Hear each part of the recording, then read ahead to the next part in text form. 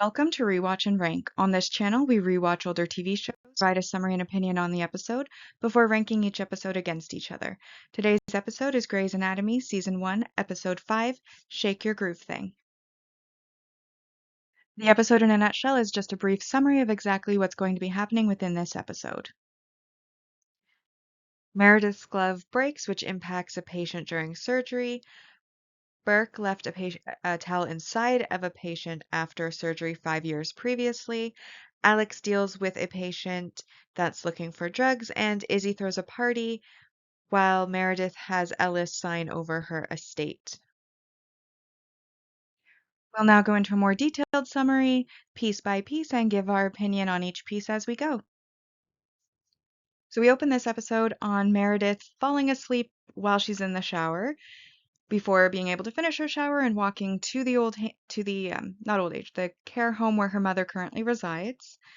Once she arrives at the care home, one of the staff members lets her know that her mother's Alzheimer's is advancing and the limited power of attorney that the attorney has been acting under is not going to be enough. So before Ellis is no longer lucid enough to consent, they need Meredith to get Ellis to sign over the full estate to her. Meredith at first is a little bit reluctant, wondering if there's anybody else who can do it because she wants to prioritize her shot at heart surgery over taking the time to be with her mother. She mentions that she's missing rounds. She mentions she's been awake for 48 hours. And of course, that she's going to get her first shot at open heart surgery later that morning. Now, as to the scene, while Meredith and the staff person are having their conversation, you can see Ellis kind of off to the side, sitting at a table, kind of gazing away. It is kind of, I don't know, I feel like if it was my parents, I would definitely take out the time. But we also know that Meredith and her mother had a strained relationship, and her mother was relatively absentee in her childhood already.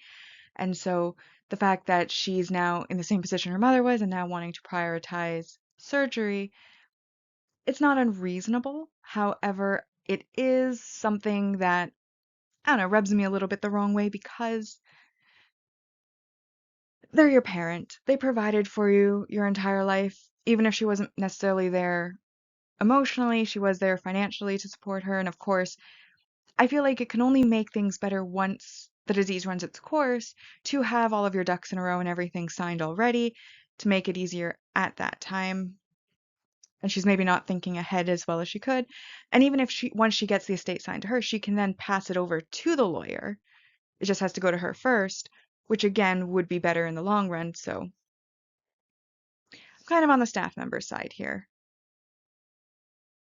So we now move to Meredith actually performing the heart surgery, assisting Burke, and as she is doing so, she starts to fall asleep, and for a moment she actually does nod off, which causes her hand to slip. Burke, of course, asks her what that was, and she covers, saying that her hand slipped. Burke then says that it's okay because he's finished, and they release the heart, and he finishes up with the surgery. Meanwhile, on the observation deck, the other interns are observing the surgery, George commenting how he would like to be able to hold a heart, and Christina commenting that even a monkey could hold a heart. It then goes on to Izzy arriving, stating that they need more ice and chips, which of course confuses George because he wonders who else she invited to their party. Christine also scolds Izzy that it was supposed to be jocks only, which would be surgery, trauma, and plastics. And then Isabel says that she invited some people from pediatrics. And Christina tells her that she invited the preschoolers to Meredith's house. And then the next thing you'll say is you invited the shrinks. At this, Izzy looks away, and Christina figures out that she invited the shrinks, and then comments that the party's DOA, or dead on arrival. Thurston reminds Izzy that Meredith thinks that it's only going to be a small little cocktail, meet your boyfriend type party, not a big rager, and asks if she's cleared it with Meredith. Isabel says that she hasn't yet, but she's going to.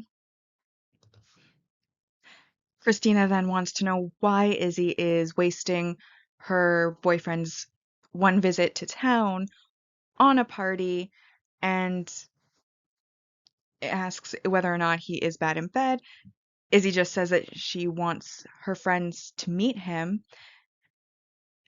And then Christina makes a comment on how her friends are all wearing scrubs and confirms for herself that he must be bad in bed and that it sucks for her. That's when Alex, of course, walks in. When Alex arrives, he asks whether or not or he heard about the party at Meredith's, and of course, the other interns, still not having warmed up to Alex due to his attitude, play off that there is no party, and then Alex comments that in the OR room, it looks like they're starting to lose the patient. We then cut down to the OR room, sorry, operating room, where it does look like there is some issue with the patient.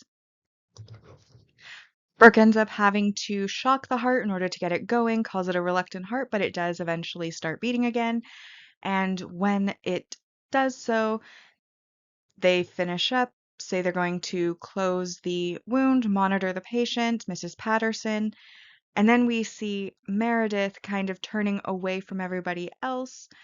And as she's turned away, she starts looking at her hands, and we realize that her glove's finger has a cut in it. So it wasn't sterile when her hand slipped, and she most likely did touch the heart, which may or may not lead to complications, so we'll have to wait and see.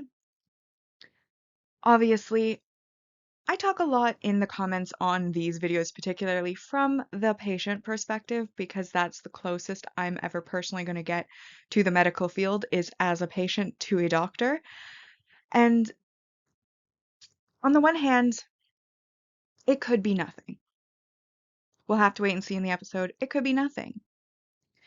But there's a reason that surgeons, like under the gloves, they've washed their hands very thoroughly. So, it could be nothing. But the fact is, her hand slipped. Brooke's already aware her hand slipped. So just going a step further and after the fact saying, hey, actually my glove is a little bit torn, maybe put her on like antibiotics to be safe or something like that to preempt any sort of issues. I just have a gut feeling that because she turned away, because she was kind of keeping her hands down while she was looking at the tear in her glove, she's not going to be telling anybody. She's going to keep it to herself. And that's just dangerous for the patient. And then, of course, that's on the patient side. When we go to the party side, it is kind of odd to me that they're still excluding Alex. Like, they seem to have both good and bad experiences with Alex, so I can understand them maybe not wanting to hang out after work. But if they're inviting a bunch of people from different services from all over the hospital, he's gonna know. So just invite him, because then, like, it's very obvious that they're excluding him at this point, and that has hurt, even though he is an asshole. Probably doesn't feel good to be excluded. So we then get Derek walking down the hall while he's eating. He intercepts Meredith, who's walking with George after the surgery. He comments on how it was her first time getting to hold a heart, how you never forget the first time. Even George is excited that he got a vicarious thrills just by watching through the window. But unlike both of them, Meredith is the complete opposite of excited. She's dull, she's expressionless, and she's agreeing with them, but it's very clear that she's not really interested in speaking and that something may be wrong. And then, of course, the elevator arrives, or they arrive at the elevator, and then the elevator arrives, and her and George get into the elevator, leaving Derek kind of standing there, a little bit confused by her attitude. Once they get into the elevator, Meredith then confesses to George that she thinks she might have done something to the heart. She tells him that she nodded off a little, squeezed the heart. He assures her that it's a tough muscle, that like a squeeze or two wouldn't have done any harm. She then notes that she popped a glove, that her fingernail cut right through it and might have punctured the heart. George again tries to be reassuring to her, saying that they got the heart beating. It obviously didn't have any sort of like bleeding issue at the time, so he's sure it's fine. She then asks if she should tell Burke, and George says no, that he's sure it's fine. This goes back to my point on the last scene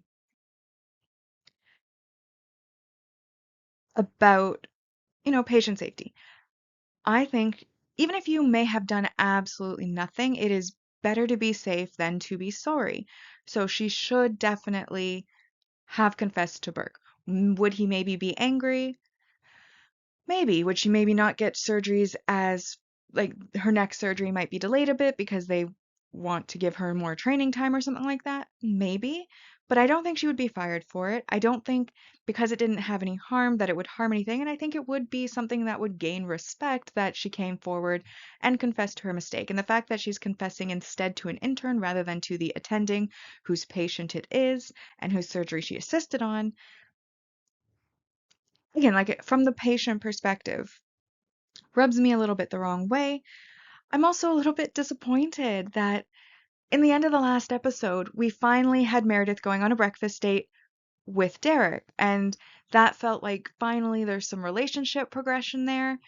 And now, like, we have their first interaction within this episode, and there's no hint of even like even before she agreed to go out with him, there was like a chemistry between them. And now I felt like the chemistry really was absent in this scene. And she didn't even look at him, she completely ignored him, and it kinda leaves me going like, what I like about the show is the drama, and I wanna know what's going on with this romance. I wanna know where our status is here, because I can't actually remember. It's been a while since I've rewatched this, and so I was a little disappointed that we didn't really get any interaction between them. Like, they went through the trouble of having Derek be part of that scene, so they could have at least given us some sort of update on their status. So after the elevator, we then go to the theme song, and now that we're back from the theme song, we see George looking at an X-ray, and Bailey off screen asks him what he sees. He then tells her what he reads within the X-ray and what type of procedure most likely the patient is going to need. We then also see that Richard is there, and he also mentions the patient's history. Mrs. Drake was operated on back in 99 and so has been through this type of procedure before, but they still have to talk her through it anyways, and to resist the anti-smoking lecture, as she probably feels bad enough already, which of course implies that this patient is a smoker, and the lung picture is most likely due to complications due to being a smoker. Richard, of course, leaves. George then goes over to Bailey and tries to make a joke about putting the pictures on packs of cigarettes. Bailey, of course, gives him a look and shakes her head at him, like, why are you talking like this? What are you even talking about? And then we cut to the next scene where we are with Alex, who's helping a patient to position themselves for a procedure. Derek, in this case, is supervising him with his patient. So basically, the patient with Derek and Alex has chronic pain or claims to have chronic back pain, that he's had it for a long time. Alex, of course, makes a comment on knowing what chronic means when the patient over explains and asks for more specific details. The patient then describes it as samurai warriors stabbing swords into his spine, but make sure to point out that he's allergic to aspirin. Alex suggests morphine. The patient says the only things that work are Demerol or Dilaudid. And then, of course, we see that the patient's arm has what looks like needle wounds on it. Alex then comments on the standard starting dose. Patient is not really happy with that. And so Derek and Alex leave the room. Alex starts noting that the patient is showing signs of a junkie's behavior, some of the warning signs that they as doctors are trying to look out for. such as exaggerated and overly specific descriptions of pain, self-prescriptions. And then Derek asks him, in that case, what do we do as doctors? Alex says that you check the database for history, refer to a program, discharge, and then Derek says after he gives him something. Alex, of course, is shocked by this. Why would you give a junkie the drug that they are looking for? That's exactly what they would be wanting. But Derek points out that they still have to treat his pain as if it was real, even if he is lying and they know it. Alex asks him why, and Derek says that the first rule of pain management is to always err on the side of conscience or caution, as he's in their care and says he's in pain. They need to provide something for him, and he orders Alex to take care of it while he goes off to follow a page. Alex, of course, looks after him in disbelief, but does, in fact, go to do as he is told, walking back towards the patient's room. We're then cutting to George, who is helping Mrs. Drake for her surgery. She talks about the past surgery, how it should have helped, but it never did. George then suggests maybe she should have quit smoking and then is shocked by the fact that she did, in fact, quit cold turkey 5 years ago. And then George, again, comments on all the damage that they saw. And then she's basically getting the nurses, while they're talking, are getting her ready for the surgery. And then she comments that he's too young to be a doctor. He tells her that he's older than he looks. And then they start wheeling her from the room towards the operating room. And she asks George if he thinks it's going to work this time. And George just confirms that it's the best option.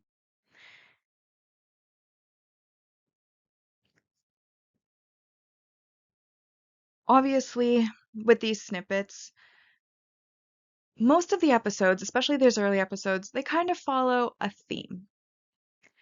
And we're rewatchers, so we know a bit of the future, but it's pretty clear at this point that probably, given the shock of George with regards to the damage, that there probably was a mistake in the previous surgery, as we had Meredith at the start of the episode making a mistake in a surgery. So I feel like that theme is going to be continuing through this particular episode. And then Alex, his bedside manner, not the greatest, obviously, and his shock at like actually wanting to give somebody the drugs. I go back and forth on that. On the one hand, if you actually are in pain, they don't always necessarily know what the pain is.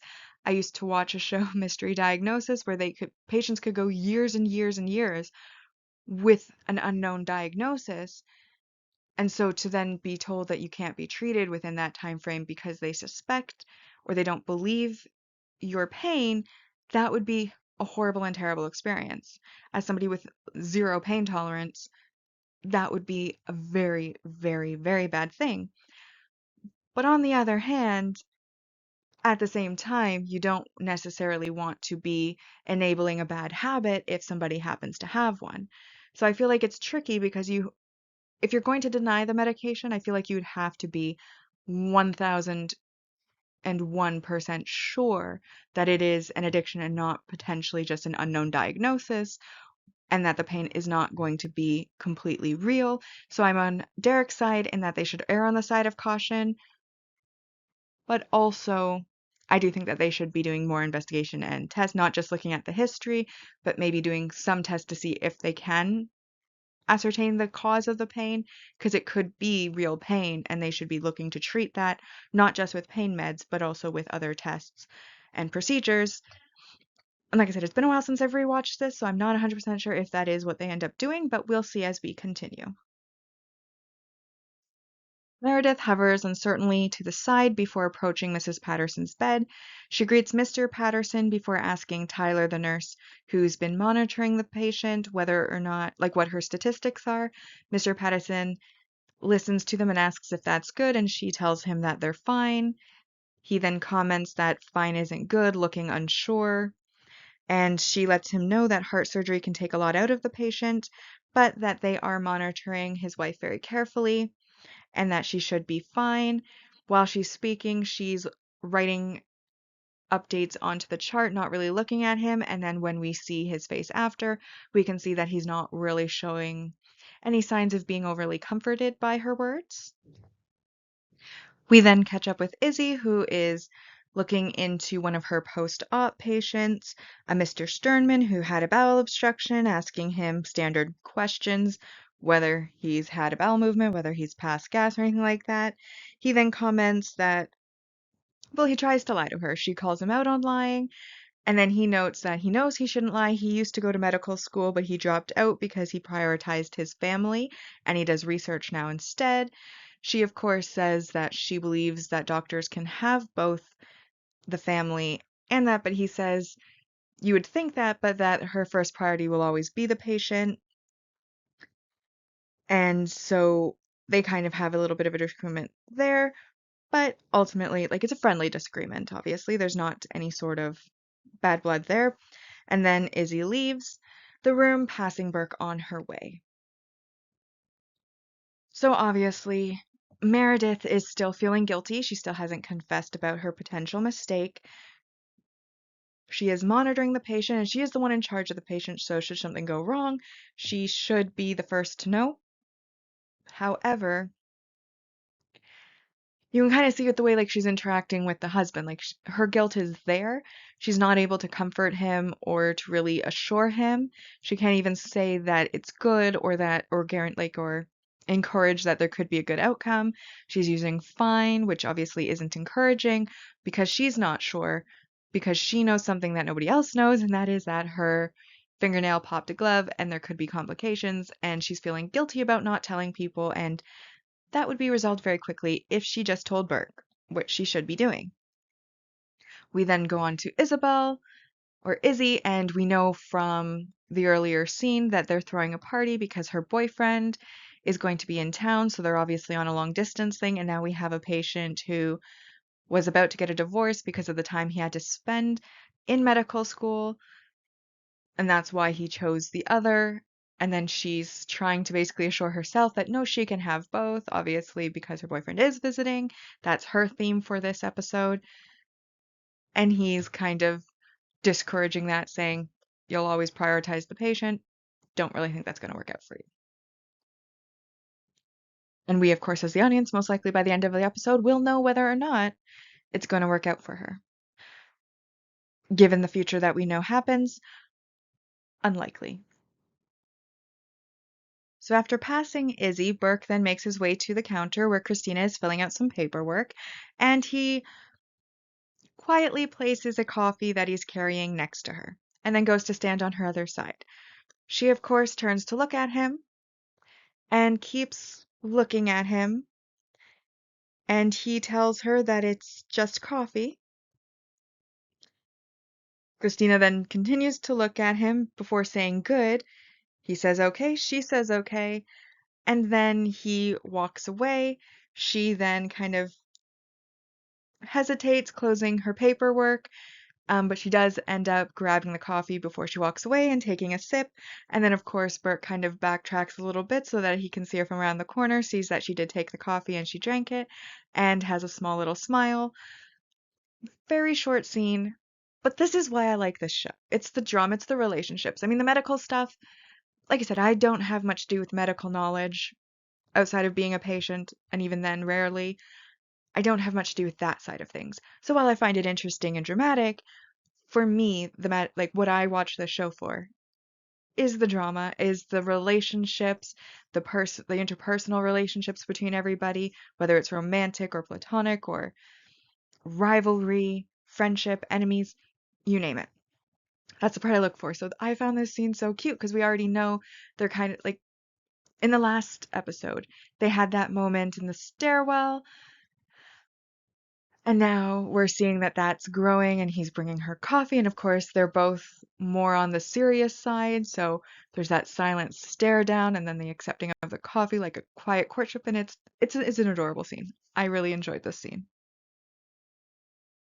We see Meredith washing her face in the locker room before looking up at the mirror.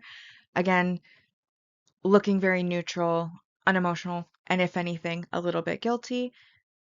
We then cut over to a scene where Mrs. Drake is basically under anesthesia waiting for the surgery to begin. While Richard is performing the surgery with scopes, Bailey and George are watching on the screen as Bailey is letting George kind of know what they're doing and narrating Richard's procedure by looking at the screen. However, it then shows on the screen that the scopes come across something foreign inside of Mrs. Drake's body. Bailey starts to exclaim, and everybody rushes into action. They have to open her up. They go through the procedure. When they open it, they find the foreign body, and as they pull it out, they realize that it was a towel. When somebody off screen asks, or actually not off screen, when George asks off screen where it came from, Richard guesses that most likely it came from her previous surgery with them in '99, which at the point of this show is approximately 5 years previous. Bailey makes a comment that something careless this way comes as they pull the towel out and it is taken away. We then, after they found the towel and it's taken away, enter into the hallway where Richard, Bailey, George, and now Christina as well are walking down the hall in damage control mode. Christina, of course, is shocked that there was a towel. Richard goes on about how not good this is. George makes a point that she had been complaining about pressure on her chest and nobody had ever taken her seriously before. Richard then goes on to say that it's not good for their patient, it's not good for the hospital, just all around not good. He's reiterating that quite frequently. Bailey then gives them their orders, damage control orders. Christina's going to hit the files to look for everything about the initial operation and try to find out who may have been responsible for this. George is being assigned to the patient because she seemed to like him originally. But of course, George kind of hesitates, Bailey stops to look at him, like, obviously, we're in a crisis mode here. What are you wanting? And he mentions that he is technically off at 6. Bailey, of course, then asks if she's invited to the party. And George, wanting to be off at 6 and caught off guard and being somewhat of a pushover as a character, says yes, yes, of course she's invited. And then Bailey walks away, and Christina just stands there and she looks at George. She gives him a look, and we all know what kind of look that would be. And he asks her what he was supposed to say, and she just looks before she continues on to look at those files, and George is kind of left standing there. We then cut to Izzy talking on the phone a bit and talking about the party supply. As she's ordering, Alex walks by, gives her advice on what to order, and Izzy tries to cover, saying she's ordering office supplies, but as soon as he walks away, she then orders exactly what he had told her to order, but saying that delivery by 7 o'clock would be better than 5 o'clock. Mr. Sternman from earlier walks by, and Izzy asks him if he's had any luck yet, but he said that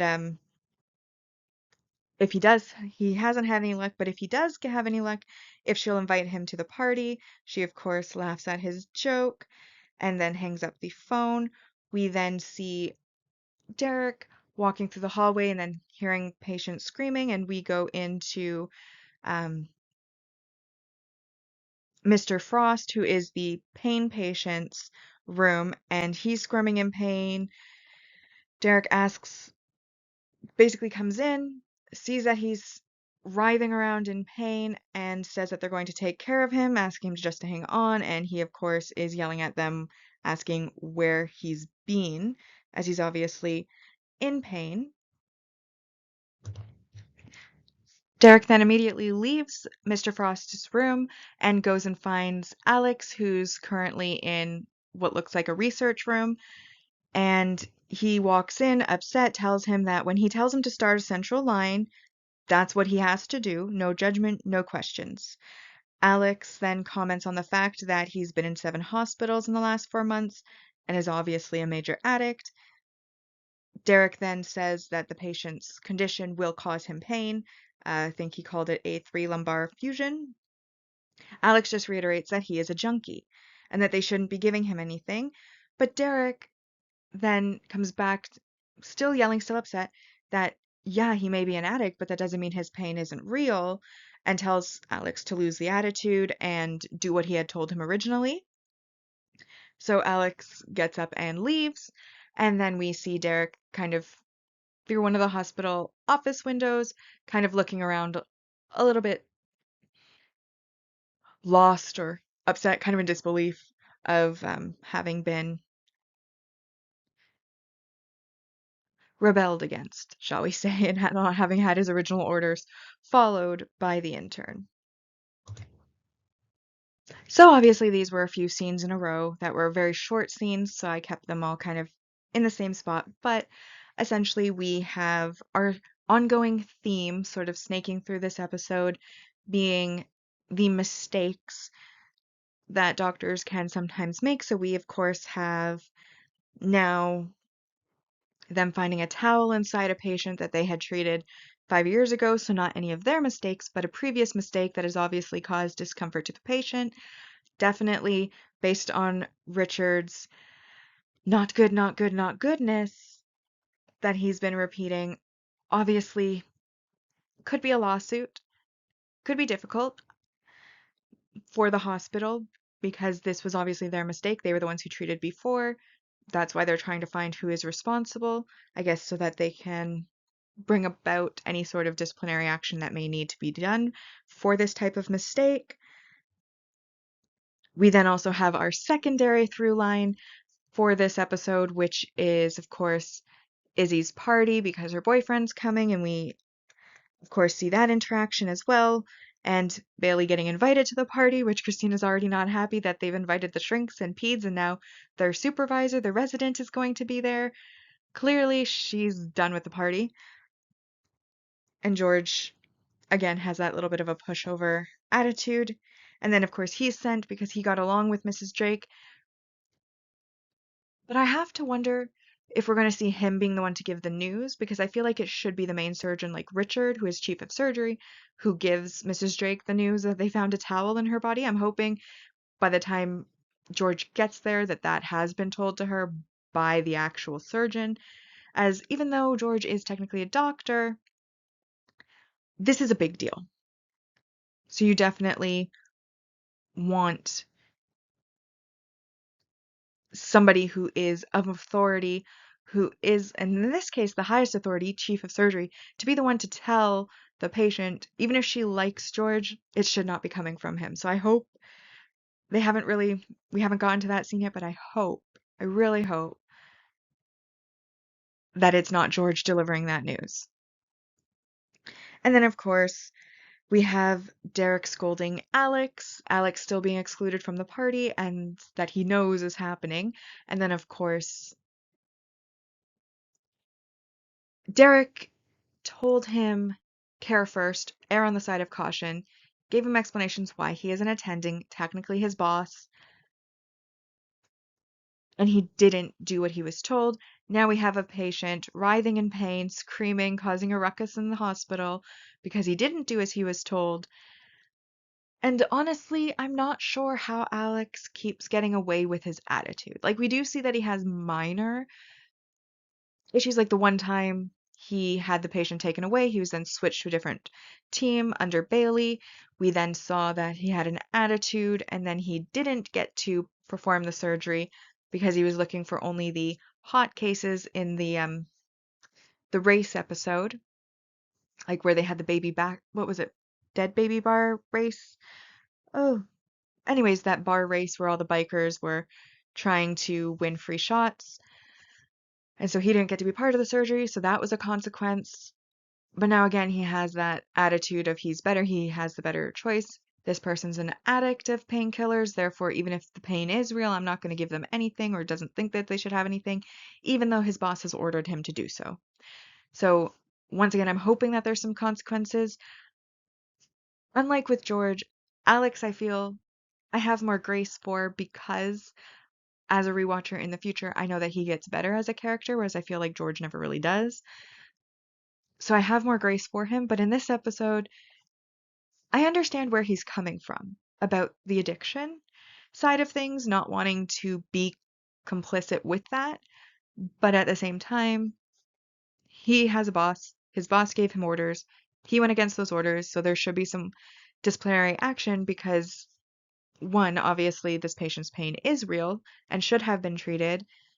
And like I said, it seems like they already know what it is causing the pain, and it is something that does cause pain. So it is real pain. So he should be treated even if he is addicted to the painkillers. And also, that's not Alex's place when his boss has given him an order. So there should be some sort of, even if it's just on the employment side, a consequence for that. And I'm hoping that there will be. George arrives in Mrs. Drake's room where she informs him that Richard has already told her about the towel that was left inside of her. She's having a lot of trouble coming to terms with the fact that there was a towel inside of her body that she's had in there for years.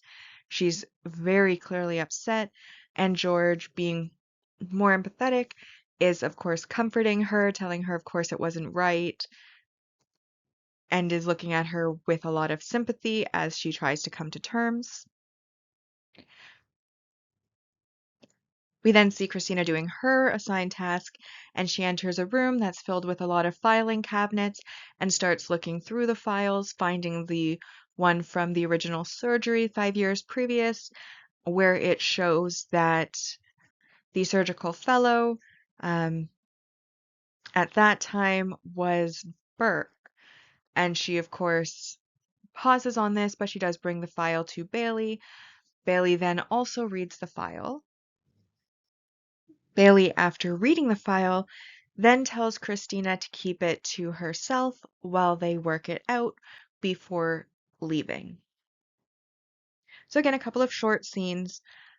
Obviously, there isn't much you can do to comfort somebody who has had a foreign body inside of their body for an extended period of time.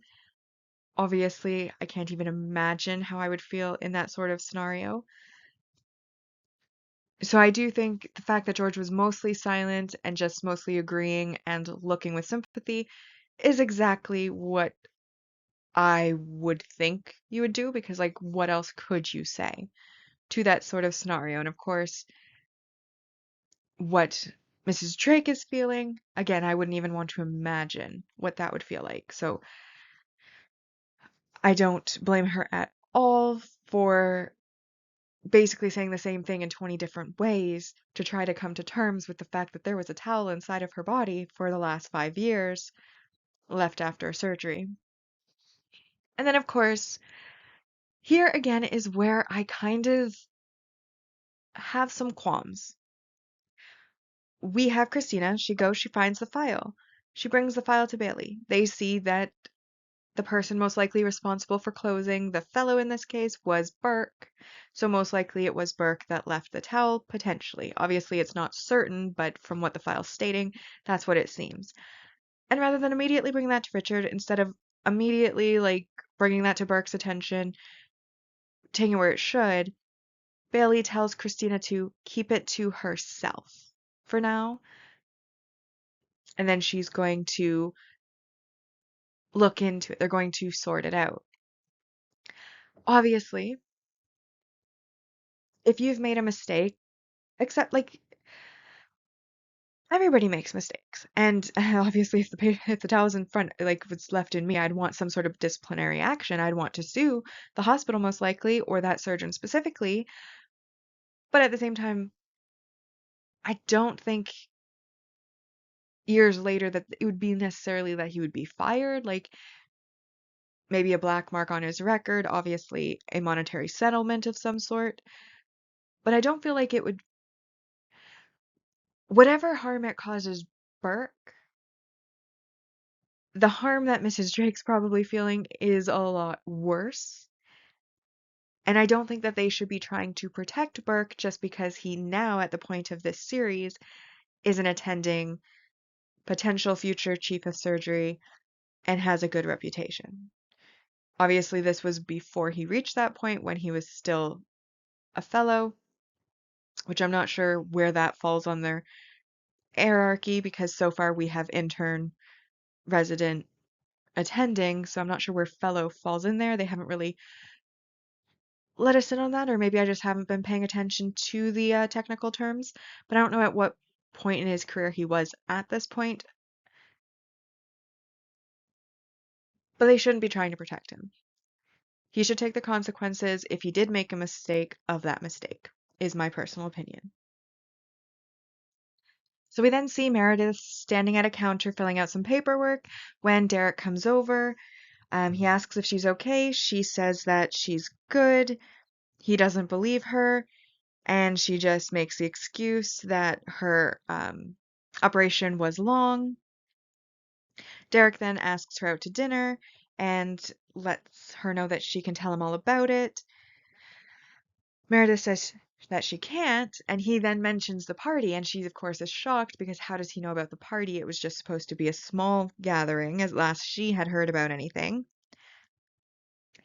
He, of course, thanks her for not inviting him, as that had felt good, obviously sarcastically, and then tells her to think about dinner, that it'll be the perfect opportunity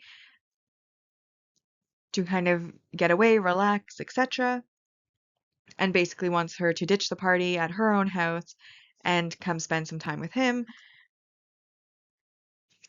We then see that Meredith gets a page and she runs to where Mrs. Patterson is. Once we arrive there, we then learn that her condition, which was stable up to a moment ago, is no longer stable. Meredith starts to do the emergency information, telling the nurses to get her husband, Mr. Patterson, out of the way when Burke arrives. She then goes over all of the stats and how they all were stable beforehand, and he asks what might have went on as they start to wheel her away. And then Meredith decides that this right now is the perfect time to make note that she popped a glove and that she might have nicked the heart. Burke, of course, they're in an emergency situation, can't really say anything in that moment, and so they continue wheeling her away, and Meredith goes as well. However, we then see that the husband was still standing there and heard it all. We then are in the surgery room with Mrs. Patterson, where Burke is scolding Meredith for not speaking up because she had every opportunity to speak up before he even closed Mrs. Patterson. Then, of course, she chooses to confess in front of her husband who is standing there, and she doesn't even know that that is the case, that that is the cause. He then continues the surgery and he finds the cause and he brings an apologetic Meredith over, who then looks and they see that the rupture that happened was due to her ventricular walls being weak and it had nothing to do with Meredith's fingernails. But of course, just after they find that, Richard then walks in saying that he's spoken with Mr. Pattison and is therefore asking and now is wanting copies of his wife's chart in his office by 5, and that the two of them, so Meredith and Burke, are going to have to meet with him and legal, and they need to be able to explain what's happened here, noting kind of to himself as he's leaving under his breath that people are poking holes in hearts and leaving towels in people. Once Richard has left, Burke then tells Meredith that she's going to go speak to the husband, tell him basically the history, what's happened, apologize profusely, and lets her know that it's her job on the line at this point. We then see Meredith sitting with George and Christina in a hallway, and they're talking about the fact that she has a meeting with Richard the next morning, and she's worrying that she might get kicked out. George is trying to comfort her, and Christina's talking about it like it's a non-issue, like Patterson's just going to sue. George again tries to comfort Meredith that, oh, he's not going to sue. But then Christina kind of says, like, what were you thinking? Telling Burke was so stupid. And George then says that she told Meredith not to. Meredith's phone then rings and she has to walk away to take it. But before she leaves, she does let them know that their words were very comforting. And then, of course, she leaves. Now, obviously, a few things here. There's obviously, to start with,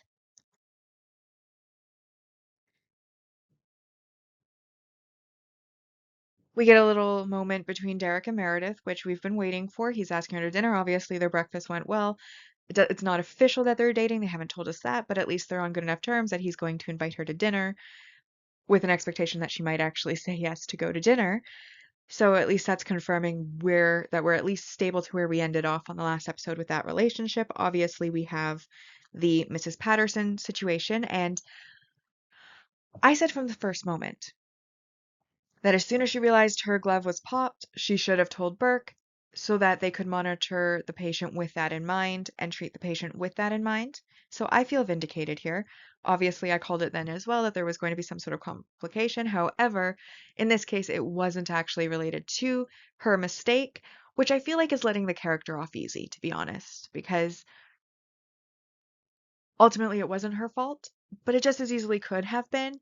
And obviously we want to see some sort of consequence for not telling. And then the fact that, you know, I don't know if Burke's aware of the leaving of towels thing because Richard kind of said it under his breath as he was leaving, but obviously saying it in front of the husband, bad idea. Not only did she fail to comfort the husband earlier, but now she's literally said that in front of him, which again, as like someone who's there with a patient, not what you want to hear.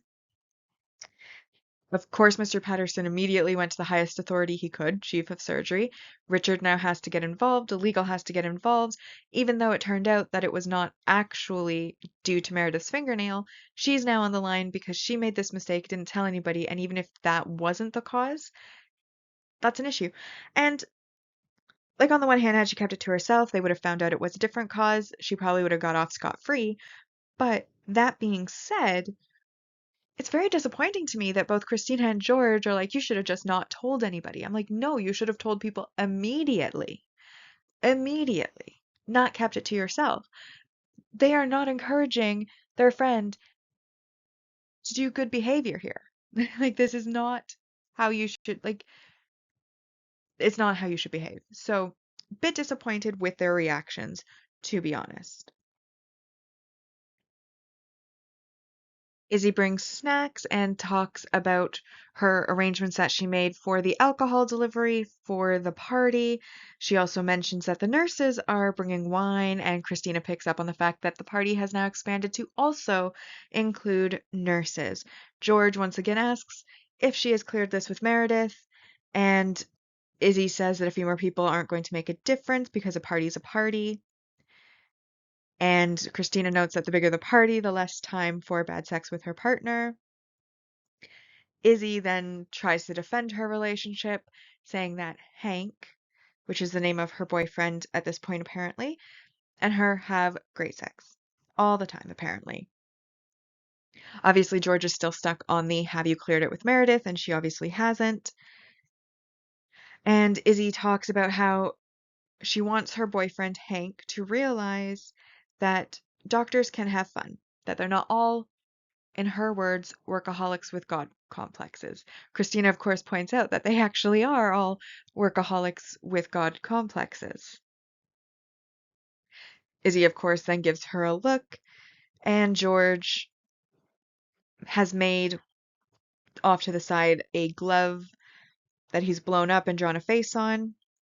We then see Meredith talking on the phone, and the person that had phoned her was the care home where they have arranged for a notary to be at the home for 6:30. and that there will also be the home's physician there to attest to her mental competency in order for them to be able to get her estate moved over. Once she hangs up, Derek walks up to her and tells her that he heard. She at first misunderstands that he had heard about the notary thing and is trying to cover because obviously at this point no one has been let in on the fact that her mother has Alzheimer's yet. But he clarifies very quickly that he was talking about the um, heart thing, and asks her if she wants to talk about it. Meredith obviously does not. She just makes a comment on them being adults, when did that happen, and then walks away asking if it can be stopped. We then see Christina, who goes into a room where Burke is already, and she puts a chart away while kind of awkwardly glancing at him. She then gets his attention and mentions how that heart surgery had been complicated. He then says it's nothing he couldn't handle. She says good before she walks out of the room. It's obviously a little moment between them, but she does, once she gets out of the room, kind of glance back. She is hesitating. It seems like, I would speculate, that she wants to tell him about the fact that he was most likely the one to leave the towel, as it doesn't seem he's aware of that yet.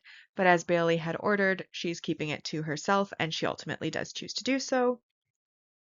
Obviously, these are just some daily life scenes in between the main patient cases, where we're seeing a little bit more party planning, and we actually learn the boyfriend's name, Hank. I don't remember if we get to see what Hank looked like or not. Obviously, we're calling all the way back to the start where, honestly, by this point, I had forgotten that there was that Meredith's mom's estate needing to be signed over subquest, subplot that she was on. And obviously, Derek and Meredith, they have another conversation. Again, I don't know in this episode really where their relationship was. It seemed to be good place at the end of the last episode. They went to breakfast. Obviously, she's dealing with a lot, so it's understandable that she's a bit dismissive, but he keeps reaching out. He invites her to dinner. He keeps, trying to share her triumph at the so first thing we see them in, he tries to share her triumph. She's just out of that surgery where she may have made a mistake, unresponsive. Second, he asks her out. She seems somewhat responsive, but again, even then, not overly so, and now he's there trying to offer her comfort in the fact that she's made a mistake, and again, he's kind of being blown off, but they don't seem to be having any sort of arguments or fights, so I'm not really sure where they stand. And then, of course, we're starting in on the Christina Burke saga that will be ongoing coming up, and of course, this is just a nice scene where she obviously respects him, wants to tell him, but ultimately decides to follow what Bailey had said and let Bailey deal with that. So she does leave, and it is a little bit awkward, but also nice. And I think he thinks that she's, trying to be supportive because he doesn't know that she knows about the towel because he doesn't know about the towel yet. We then see Mr. Patterson outside talking on the phone. We're getting the tail end of his conversation, and then he hangs up as Meredith approaches him. He turns to her and says that that was his lawyer and he is not supposed to be speaking with her. She, of course, says that she knows he's frustrated and angry, but that they need some more information in order to treat his wife. She then mentions the walls of Mrs. Patterson's heart are abnormally thin. Mr. Patterson then immediately goes on the defensive, telling her not to blame his wife. He heard from her own mouth what had happened, so he knows. He obviously doesn't know at this point that that isn't what actually happened. Meredith stresses that without more information, they can't treat her. But Mr. Patterson says, well, basically, he's not cooperating. He says that his wife was in the best shape of her life, that she had lost 100 pounds. She should ask her cardiologist, and don't you dare try to blame my wife, essentially. Meredith again pleads to get more information, but Mr. Patterson tells her we're through and leaves. We then see Alex, who is treating Mr. Frost, checking on the central line that he did put in. Mr. Frost comments that he obviously doesn't like him, and Alex says it's not him specifically, it's just people like him. And then, of course, Derek walks in. Derek is told by Mr. Frost that he's feeling good, pain's about a 3. Derek says that that's excellent, and then says that he's glad that they were able to help him out before listing off some of the other hospitals that had also helped him out, and then asks Alex who's on discharge for the day. Alex tells him that it's Izzy, and Derek lets Mr. Frost know that Dr. Stevens is going to come and discharge him. Mr. Frost, of course, is startled, saying that you can't discharge him, he's in pain, but Derek lets him know that he was in pain and now he's not, and that Dr. Krev, so Alex, is going to be recommending some wonderful treatment programs for him before letting him know that as he's leaving that he should go home and get some help. Mr. Frost says that he can't do that, but Alex says that he had just already done so. We then catch up with Izzy, who's in Mr. Sternman's room, who still hasn't had a bowel movement or pass gas, which he needs in order to be discharged. He then inquires about the party and whether she's going to be able to make it, and she tells him that he's her last patient on the list, so it looks like she will be able to, just of course as Derek stops outside the door and lets Izzy know that she needs to discharge Mr. Frost. And the patient gives her a look, and she, of course, tries to play it off, saying that it's not going to take very long, and leaves.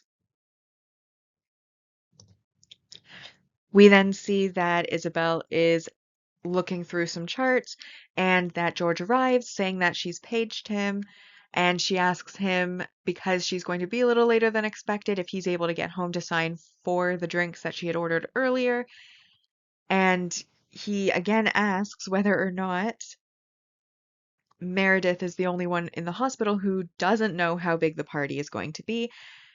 Alex suggests she has her boyfriend sign for it, and Izzy accuses him of sneaking up on her and comments that if he was a little less creepy, she might have invited him, and he says he wouldn't want to go anyways because he hates big parties. Izzy then, to put George at ease, says that she's going to tell Meredith. Christina, of course, says that she can't because Meredith is already gone as she had an errand to run.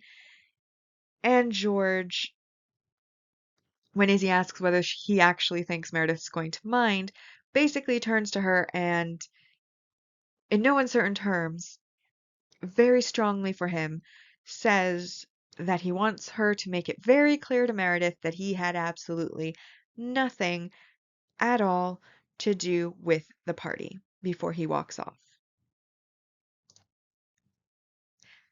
Now, of course, with Meredith and Mr. Peterson, it's a matter of you reap what you sow. Obviously, she confessed at the worst timing possible in front of the husband. The husband now feels that he knows what happened. And even though once they actually got to surgery, they discovered that it was actually a different cause than that, now the husband is unhelpful now that husband is lawyering up because he feels that she has made a mistake and something has gone wrong and is no longer willing to listen to what is happening. Now, obviously, from one side, you're like, well, maybe he should, because obviously, if some of the information that he can give can help his wife, it would be better for him to give that information. You want the people who are treating your wife to have all of the information possible. However, having said that, on the emotional standpoint, you're very upset. Somebody has confessed that they may have made a mistake in terms of your wife's treatment. Additional to that, they're probably coming off as looking for excuses because they're talking about the walls of her heart and he's now getting defensive. And so, from the emotional standpoint, I understand his reaction. From the logical side of things, though, it's like, maybe still give them the information even if you're upset so that they can at least make sure that she is getting the best treatment possible going forward. If they did mess up, they probably are trying even harder now, so hopefully they'll be even more careful and you should give them all of the help that they could get. But again, I understand the emotional side as well. Obviously, we have Alex, who has reluctantly given the central line. His attitude is very clear. Even the patient picks up that he's not liked. Though I do think it is nice of Derek knowing how Alex has struggled with this particular patient and treating somebody with these wounds, comes in and makes sure that Eric or Alex is there while he is telling the patient that their treatment is done, that he needs to go, and he's being discharged. Because I feel like it's almost like a silent apology of sorts of like, I know you didn't want to do this, but it is our job to do this. And now that you have done this, I'm going to let you be there while I give him his dressing down. Because I don't like, while I tell him all of the other hospitals that have been used and that we know what he's actually there for. Obviously, then we also see back to the party subplot as well. We have Izzy with Mr. Sternman, who is still having not making progress and can't be discharged, saying she's going to make her party. Derek then piling on work so she might not make her party. And then we have, yet again where she hasn't told Meredith. We know Meredith is gone. We also know George is not having this whole big party scenario. And obviously, again, we've heard about the boyfriend, and it was supposed to be a meet my friends to the boyfriend. And now she's adding on a bunch of strangers that she's not even friends with. And I just feel like if I was the boyfriend at this point, I might not show up. I'm a bit of an introvert. I probably would be like, okay, this is a bit too much now. I'm out. But we'll wait and see. We then get a night cityscape as Meredith manages to arrive at the care home. She greets the same employee that she had met that morning, who approaches her. She apologizes for being late. However, the employee says that that doesn't matter. And she, of course, worries that the notary didn't arrive. But, well, the caretaker basically lets her know that everybody's there except her mother. And unfortunately, her mother is no longer lucid. And so they aren't able to sign any of the papers that they needed to have signed. Meredith, of course, after a stressful day, is upset by this and tries to bring her mom back to lucidity, but unfortunately it doesn't work. And the employee of the care home then tells her that it doesn't matter, she can't sign anything now, and she should have come earlier in the day. Meredith then, of course, goes on a tirade saying that, you know, she couldn't come earlier in the day. She has a job, a life, and now she's there. And then she continues asking why it was put off for so long. Why did you let her put it off for so long? Calling them irresponsible for letting her leave it to the point where she can't guarantee her lucidity at any given moment, and basically storms out after asking what the hell is wrong with them all. Now, obviously, people have jobs and they need to go to their jobs, and not every job allows people to call in for time at short notice. And obviously, with somebody with Alzheimer's, where they're in and out of lucidity, you can't really ever predict when they will be lucid and when they won't be lucid. But like in earlier episodes, it was indicated that Ellis kind of had her ducks in a row. She'd had a lawyer sign that only Meredith could visit her, all of these other things. So it is, to Meredith's point, a little bit suspicious that some of these other important things she left to the side because she seemed to be very organized with regards to her care. And now there's this, and of course, the lawyer was working with limited power of attorney, so he could have called maybe when she had more lucid moments where it would have been more likely that she would have been lucid around the hours they could be there to sign the papers. But obviously, we know that this is for dramatic effect. We understand it's for the plot, so we'll leave it there. We then get a scene where we can't really hear anybody speaking, but we see Christina from behind a desk, one of the desk areas, looking through an ajar door at Bailey and Burke talking. Bailey is showing him the file. He's looking upset. Bailey goes to leave with the file. Burke stops her, looks at the file himself, tucks it under his arm, leaves the room, and walks away without even looking or glancing in Christina's direction. Christina then, show being over, hesitantly makes her way away as well, also looking a little bit disappointed that she wasn't noticed by Burke, as they've had a couple of moments so far in this episode. And then we see Burke having gone to a more private area, it looks like, to read the file for himself. And then he kind of glances up and off into the distance. Again, there's no dialogue in this scene, so it's basically just to show that Burke is now aware of the fact that he had left a towel in a patient potentially and is obviously, obviously, I don't know how well you would actually remember all of the details of something that happened 5 years previously. I mean, some people have amazing memories. I don't. It's probably why I enjoy rewatching so much. Every time it's like new. But I wonder, like, with Burke reading it, is that going to jog his memory? Is he going to be able to think about it? Did he actually leave a towel? Like, is the file going to actually prove anything, at least to his mind? Like, will he actually remember this? Or is it kind of just a glance over the paper, see that it was him, but not be able to confirm it one way or another because he has no memory of that particular surgery because they all just blended together in time as he does surgeries every day, maybe multiple a day. I am curious, but and of course there was Christina's disappointment because he didn't notice her there.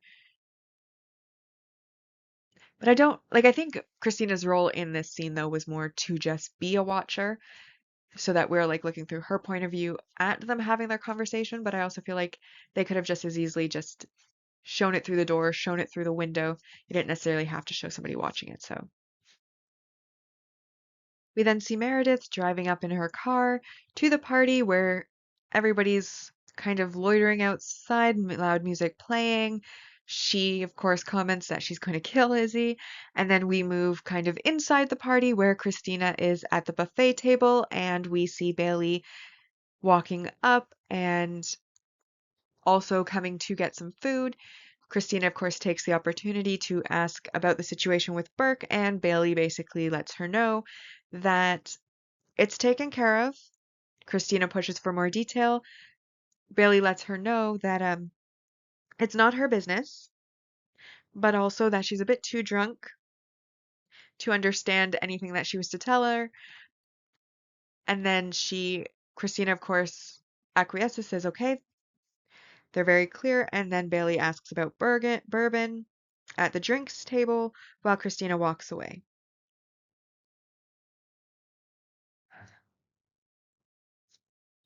Again, a very small scene. Basically, Christina's left in the dark. We're left in the dark as an audience on exactly what they're going to be doing about the towel. And then we also get a glimpse into Meredith finding out about the party, but as she's just pulled up and nothing's actually happened yet, we don't know the end result of it. So, very short scene.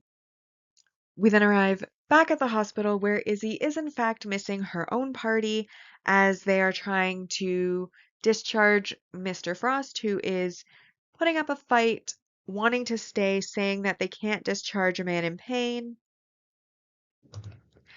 Izzy then comments that they're going to need a psych evaluation, and upon hearing this, Mr. Frost gets up, starts basically trying to run away. The nurses and Izzy and Alex are all trying to stop him, and in the end, he ends up falling and he hits his head, going unconscious. So Alex then advises that they need to get Dr. Shepard, so Derek, to take a look. And Derek then, after what we presume to be a time skip, puts up the images that they got from a CT and asks Alex and Izzy what it is that they see. They can see on the images that there is, in fact, a brain bleed, and so they have to do the surgery immediately. Derek then asks Izzy if she has somewhere to be or if she's in, and instead of going to the party that she threw to meet her boyfriend, just as was predicted by her earlier patient, Mr. Sturman, she has prioritized the patient and the surgery and has decided to stay for the opportunity to be in on the brain surgery. Obviously,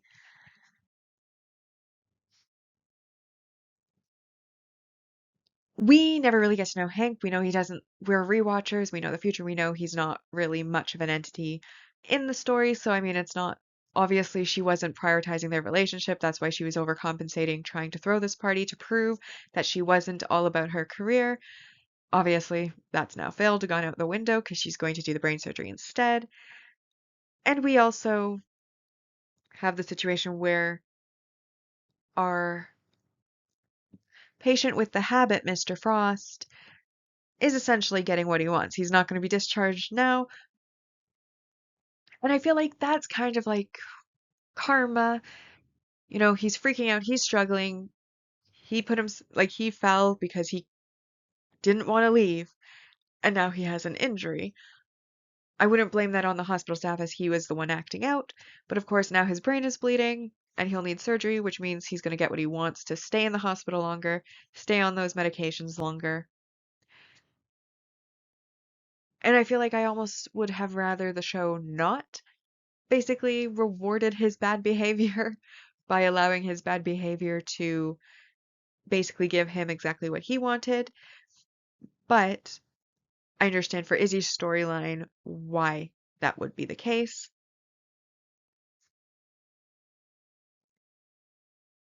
So basically, Meredith now walks into the party. As she's walking through the crowd, one of the members of the crowd hands her a lamp at random, and she, of course, is looking for Izzy.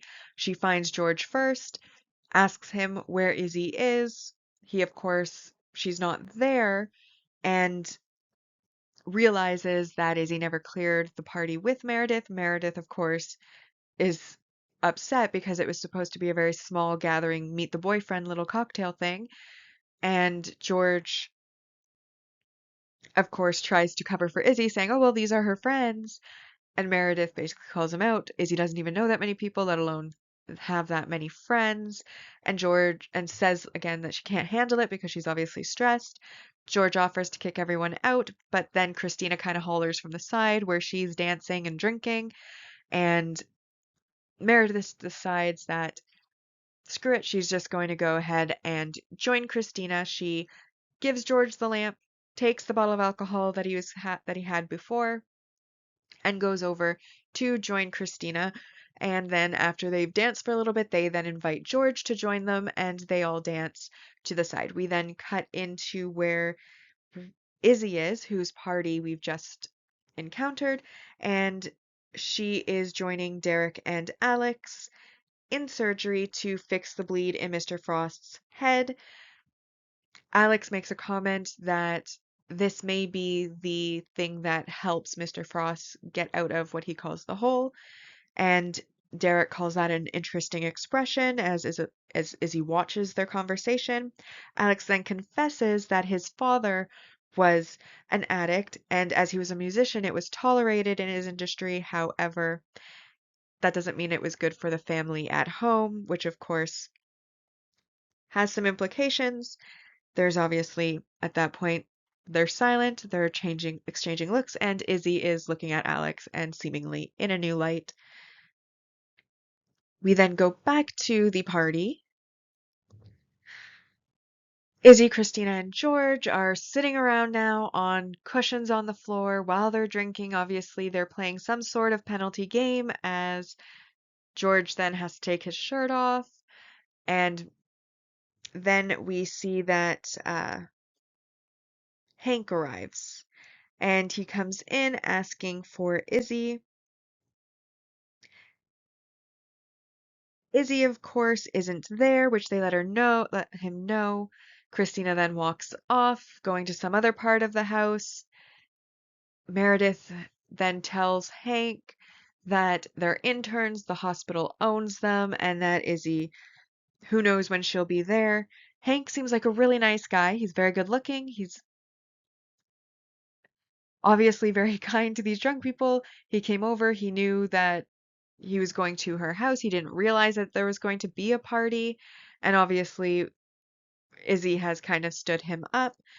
But overall, I think he's handling it with grace. So he's clearly someone who, now that I've seen him, I'd forgotten him, but now that I've seen him, I think Izzy was foolish to give him up.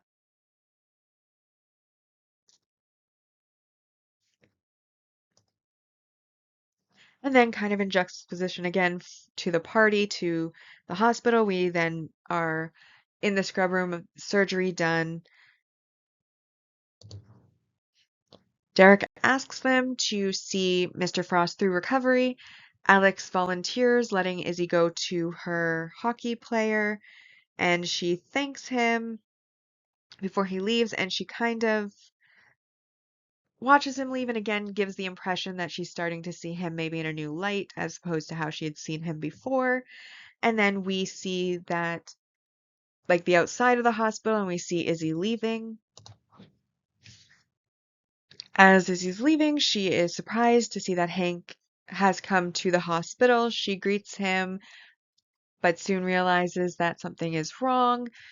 He basically indicates that he came to see her and found a party instead, which was disappointing. She comments that he never minded parties when she was a model.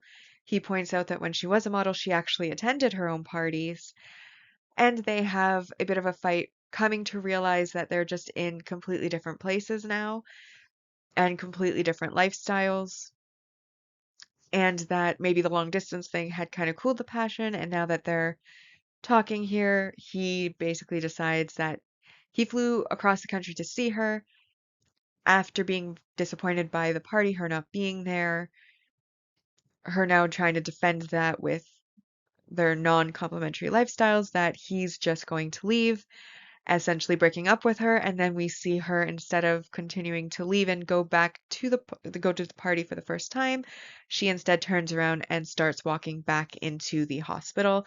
Um, and we see that their relationship has ended, which we had known was going to happen.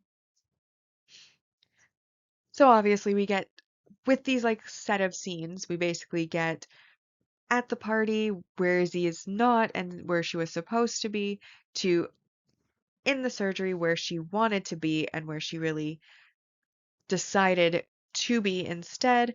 We get to meet Hank. We realize Hank was a really nice guy, but obviously they're not compatible lifestyles, and I hope whoever he does end up with ends up happy.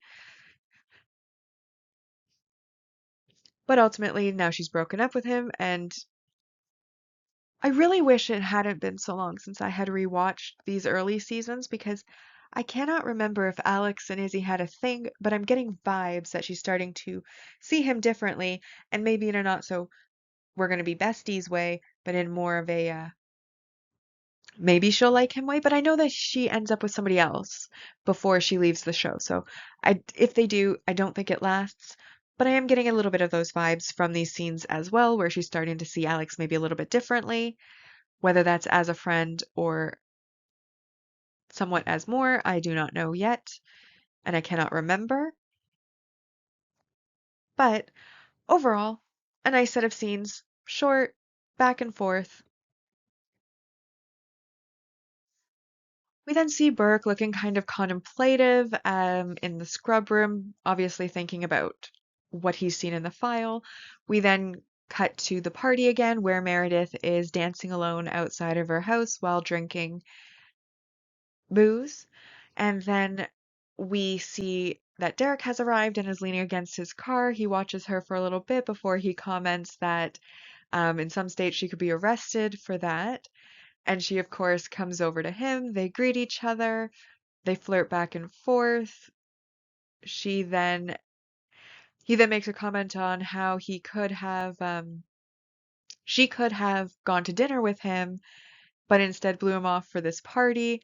She kisses him, then tells him to basically give her a ride, and they go into his car. We then get a little bit of a time skip where they have done a lot more in their in his car than drive, and she's wearing his shirt while in her lingerie.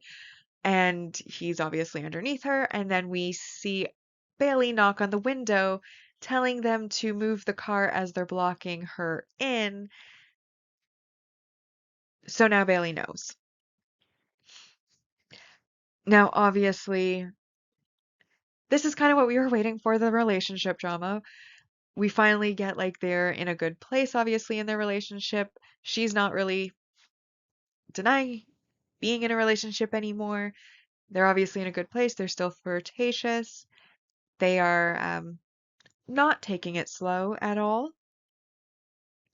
But when she was declining to date Derek, one of the main things that she had mentioned and cited as a reason was, of course, that they are intern and attending, and he is her boss's boss, and that that would be wildly inappropriate. And obviously, like Christina knew, but Bailey didn't. And I feel like now that Bailey does know, we may be coming to the part where there are some more consequences and roadblocks because in a drama, you can't just be happy.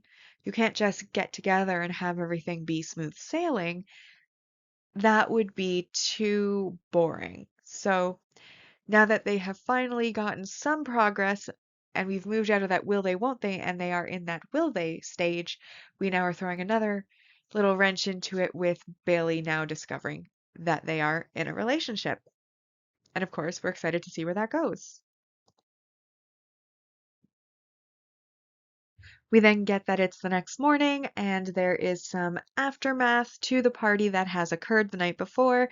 There are bottles and cups and debris strewn all through the house, and George makes his way over to where Meredith is laying down and kind of wakes her up, commenting, or rather asking when her meeting with the chief is going to be, and she claims that it's in an hour. Then Izzy comes in, looks around, and comments on the destruction, while Meredith comments that she missed a great party. Izzy then joins them by the couch, and honestly, Meredith says that she should probably never speak to her again, and Izzy apologizes, but Meredith says that it's okay, that she doesn't care, because what would she have been doing anyways otherwise? And then George comments maybe preparing for her potentially career-altering meeting.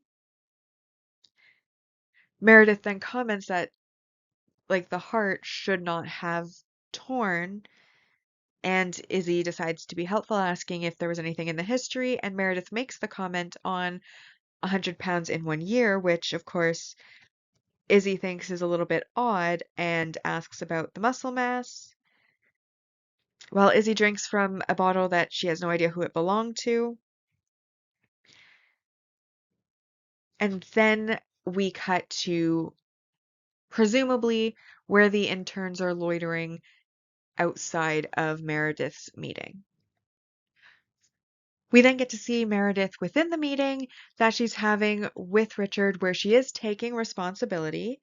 However, she does also note that while she is taking responsibility for what she has done, she also thinks that the patient's history is very significant, as the reason why they may not have noticed it is that technically, even though she's still 200 pounds, the patient did lose 100 pounds and is technically anorexic, which means that she was losing muscle mass, which included the muscle mass of the heart, which is why a small poke would have become a gigantic tear.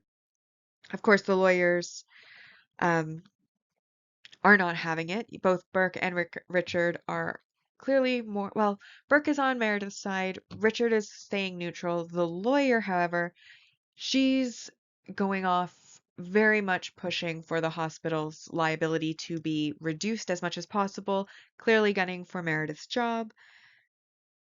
And just as it looks like the lawyer saying that they have no choice and they want to fire Meredith, Burke tries to reason that the husband, as long as the wife stays stable, doesn't look like he's going to press charges, but again, the lawyer still says no. So then Burke basically steps up and says that in the past, 5 years ago.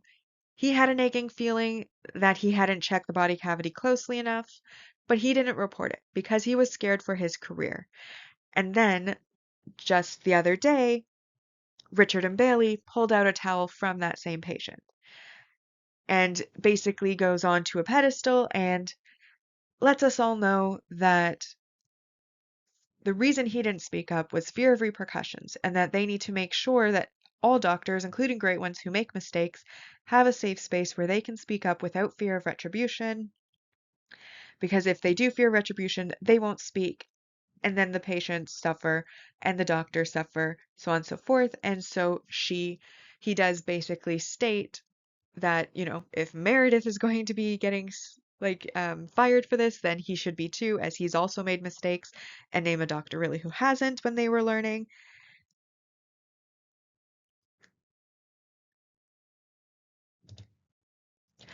So obviously with these scenes, we have the party that occurred, the aftermath of it, Izzy finally getting home, and being the person who gives Meredith the epiphany through their conversation about the potential that the patient may have been anorexic.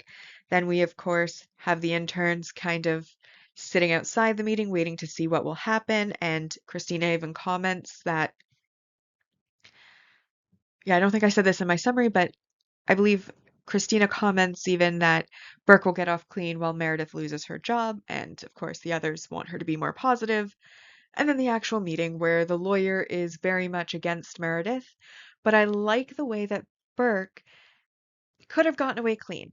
They all handled it in the background. They were trying to save his reputation, trying to save him, and he willingly and with his own choice went to bat for Meredith and told the lawyers his own mistake that they had found out.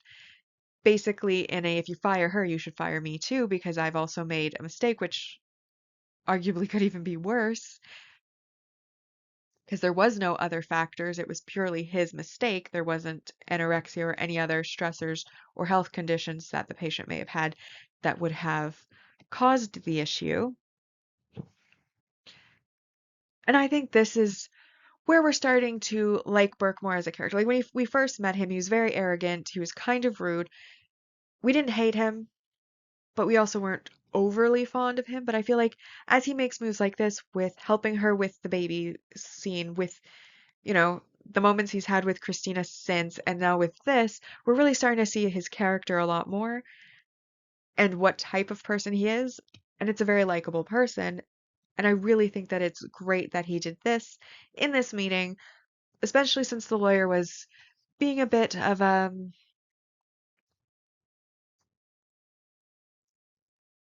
yeah, a B word, honestly. She's very, very harsh. And of course, as soon as he tells his side of the story, she went quiet. And obviously, we know because we can see the future, and there's over 20 seasons that Meredith keeps her job. After the meeting, Meredith then leaves, and she's intercepted by Derek on her way to Christina, Izzy, and George. And he asks her if she's okay. She reveals that she got 1 month probation, which, given the circumstances, is a very good thing, especially as she almost did lose her job. She then finally makes it over to where the other interns are waiting and comments that Burke saved her ass in there. Bailey then, of course, breaks up their little pow right after, and before she can walk away, she does grab Christina's arm and lets Christina know that Burke was always going to tell Richard about the towel. He was just waiting for the right time to use the information, as information is power. Bailey then walks off, and Christina looks in Burke's direction as he speaks with Richard, and then he turns around and he notices Christina. Christina and Burke then share some held eye contact moments before she then turns around and ends up jogging away. So obviously in this scene we find out what Meredith's punishment is going to be. We also don't get an update on Bailey's reaction to her and Derek together, which I assume is going to be in future episodes as this one's wrapping up its current themes, which was the mistakes happen theme of things. And then we also get that nice moment at the end between Burke and Christina.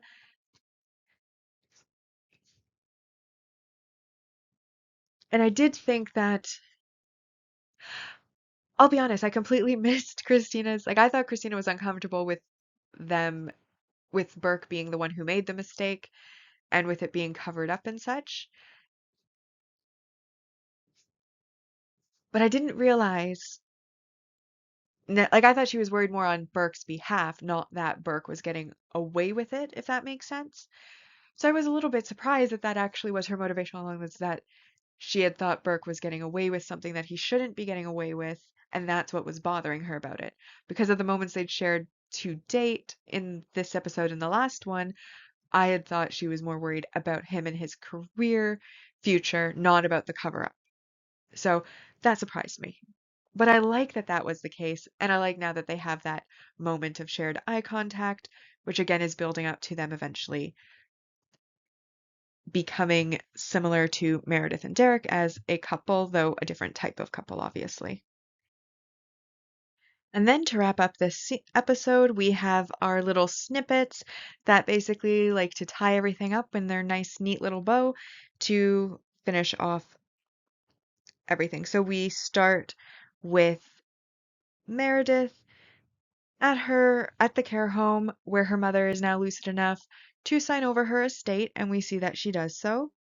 We then cut to the hospital where we're in Mr. Frost's room, where Alex brings a woman named Sloane there and tells him that she's there to talk about his options for treatment, hoping that he will take this opportunity to work on his habit. We then go to Mrs. Drake's room where we see Burke sitting next to her and he apologizes to her for the towel that he left inside of her, making things right with her. We then have Derek jogging up the stairs and almost colliding with Bailey. No words are exchanged. It's a very short interaction, but it speaks volumes as the look on Bailey's face as she descends once they avoid the collision is worth 1,000 words. We then have Izzy walking down the hall. She passes Mr. Sturman's room and he excitedly informs her that he's now managed a bowel movement, which means that he'll be able to be discharged. Alex then joins her in the hallway and talks about how she missed her party and she just smiles it off, saying that it's the life of a surgeon and they leave on good terms, which again shows the difference and enhancement of their relationship into more of a friendship, maybe more. I don't remember, as I mentioned, but we'll see. And then obviously, we then, well, this isn't obvious actually. Well, we then get Burke in one of the on call rooms where there's the beds, and Christina walks in on him. She then, they stare at each other for a little bit. She then shuts the door, locks it, notes that thanks him for the coffee. And then, without much more being said, they proceed to kiss a lot and make out. And then that kind of goes blurry, and then we cut over to Christina helping Meredith, George, and Isabel clean up the aftermath of the party, all of the bottles and the cups and destroyed furniture, etc.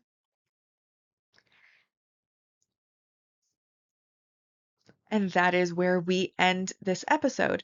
Now, obviously, major relationship vaulting in the case of Burke and Christina. I mean, theirs is a very silent relationship so far. It's a lot of long looks and like couple word sentences. But I mean, I think that says that they're on sync in the case of that. And obviously now we've got them actually moving into the physical room. So obviously they're not officially, like, they haven't said that they're dating, but they've obviously moved their relationship beyond attending and intern into something more on the romantic scale. So this is the part of the video where we rank the episode against the other episodes within the season, and then each season against each other. We rank on two lists, a mostly objective ranking list and a personal ranking list. So we'll start with the mostly objective rank values, which are on the screen. I've highlighted those that I felt applied to this episode. So to start with, we have our main relationship developments, which of course is Meredith and Derek when they end up in the car and Bailey discovers the relationship, and that is worth 4 points. Then we also have the new relationship between Christina and Burke, which is now confirmed as they spent time together in an on-call room. And this, of course, is worth another 4 points, bringing us up to 8 so far. We then also got some multi-season main characters development. And this, of course, is I've mentioned how Burke was kind of like a serious to the side sort of character. I think now that he's entering into the relationship with Christina, we're starting to see a lot more of his actual personality and also in this one in particular, his character as a person. When he first started, he was very arrogant, God complex, not the most likable, but really didn't leave much of an impact. But then in this episode, obviously, we've slowly over the last few episodes seen his the way he interacts with Christina. We're seeing a bit more of his humor side. And then, of course, now we're seeing him entering into the relationship with Christina, but also his character in being willing to step up for the baby in the one episode, backing up Meredith there. And now, again, backing up Meredith in Richard's office, being willing to admit his own mistake in order to help Meredith keep her job.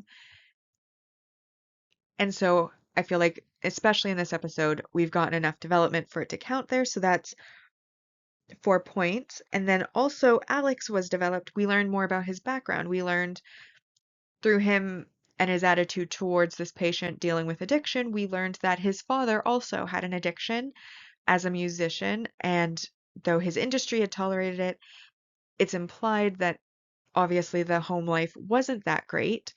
And that, of course, is something new that we're learning about the character and part of the character's motivations. So that also is another 4 points. And then again, on the negative side, we obviously have the negative messaging or behavior from the characters. And this, of course, is when not only Meredith chooses not to speak up, but in addition to that, all of the interns encouraging her not to speak up. It should have been the other way around, or I feel like they should have chosen at least one intern to be on the side of speak up, because if you are a doctor and you're making a mistake, especially one that could impact the health of the patient, you need to be able to speak up and you should speak up, even if you could lose your job. Like, I understand the emotional sides of why you wouldn't, but just from an ethical and moral standpoint, you need to speak up. She should have spoke up immediately. She didn't. And then when she did speak up, she chose the worst timing. But because it's kind of, they did address the negative behavior in this episode, which they don't always do. I will give props to that, but it still had that negative behavior in it. So that leaves us with score 14. Our maximum score is 10 out of 10, so this is a 10 out of 10 episode.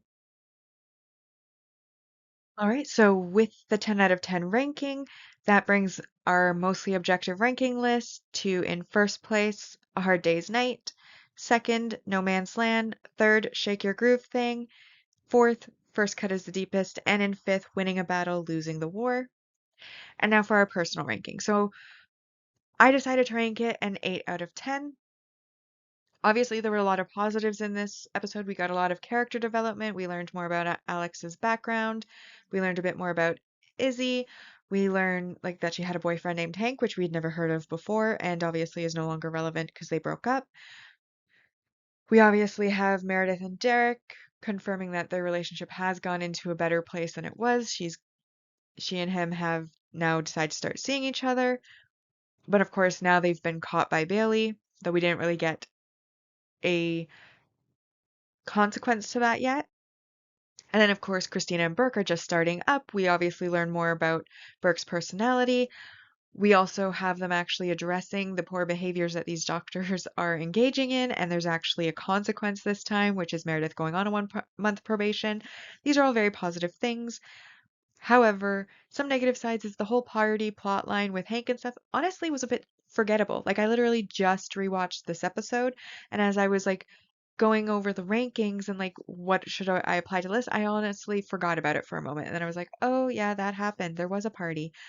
It's very forgettable, which is surprising to me because usually when they're having more fun and it's more their daily life outside of like the hospital, that's usually my favorite parts of the show. So that was a bit of a negative, though obviously not much of one. And then I also noticed that there was a lot of shorter snippet scenes that were kind of going back and forth. Like there was a lot that they wanted to accomplish in this episode. And because there was so much going on, it just jumped around. It felt like it was like tiny short snippet, tiny short snippet, tiny short snippet, back and forth, back and forth. And that's not as fun for me as an audience member personally to watch. So those things brought the score down to a solid 8 out of 10, but 8 out of 10 does make it the highest ranking episode on my personal ranking. Starting, so as mentioned, first place, Shake Your Groove Thing. Second, No Man's Land. Third, A Hard Day's Night. Fourth place, Winning a Battle, Losing a War. And then in fifth place, we have The First Cut is the Deepest. And so we've made it to our final part of the video, which is our overall series ranking.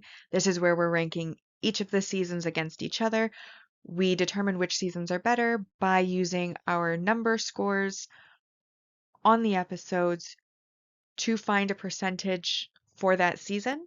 And then obviously the seasons with the higher percentages will be considered the best, and the ones with the lower percentages, maybe you want to give them a pass when you're rewatching. And so, with our mostly objective score being added, we add 10 and we're now at 39 out of 80. And on the personal side, we're adding 8 for a total of 29 out of 80. It's out of 80 because there are 8 episodes within this series, and the maximum score is of 10 per episode, so 80 is the highest potential. And with that, we've rewatched and ranked Grey's Anatomy Season 1, Episode 5, Shake Your Groove Thing. Like and subscribe if you'd like to, and I'll see you in the next episode.